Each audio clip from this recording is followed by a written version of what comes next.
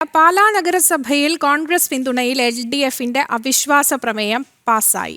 UDF പിന്തുണയ്ക്കുന്ന സ്വതന്ത്ര മുന്നണിക്കെതിരെയുള്ള അവിശ്വാസ പ്രമേയത്തെയാണ് കോൺഗ്രസ് കൗൺസിലർമാർ പാർട്ടി വിപ്പ് ലംഘിച്ച് വോട്ട് ചെയ്തത്.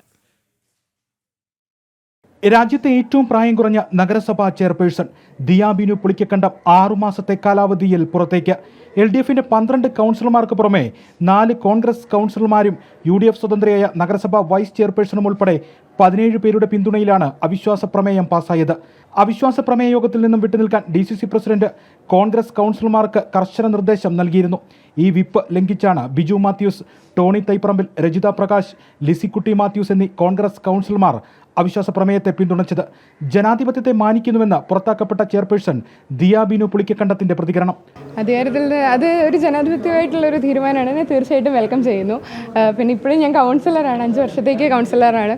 എൻ്റെ വാർഡിലെ ജനങ്ങളോട് അവർ പരമാവധി കമ്മിറ്റ്മെൻ്റ് ഉണ്ട്. അത് ഞാൻ ആ ഒരു രീതിയിൽ തീർച്ചയായിട്ടും ഇനിയും മുന്നോട്ട് പ്രവർത്തിക്കും. UDF ഘടകകക്ഷികൾ ഉൾപ്പെട്ട 3 കൗൺസിലർമാരും കോൺഗ്രസിന്റെ മറ്റു 2 കൗൺസിലർമാരും യോഗത്തിൽ നിന്നും വിട്ടുനിന്നു. സ്വതന്ത്ര മുന്നണിയും കോൺഗ്രസും തമ്മിൽ നാളുകളായി നിന്ന ഭിന്നതയ്ക്കൊടുവിലാണ് പിന്തുണ പിൻവലിക്കുന്നുവെന്ന് കോൺഗ്രസ് കൗൺസിലർമാർ പരസ്യ പ്രതികരണം നടത്തിയത്. ഇതിനു പിന്നാലെയായിരുന്നു LDFന്റെ അവിശ്വാസ പ്രമേയം. ജനം, കോട്ടയം.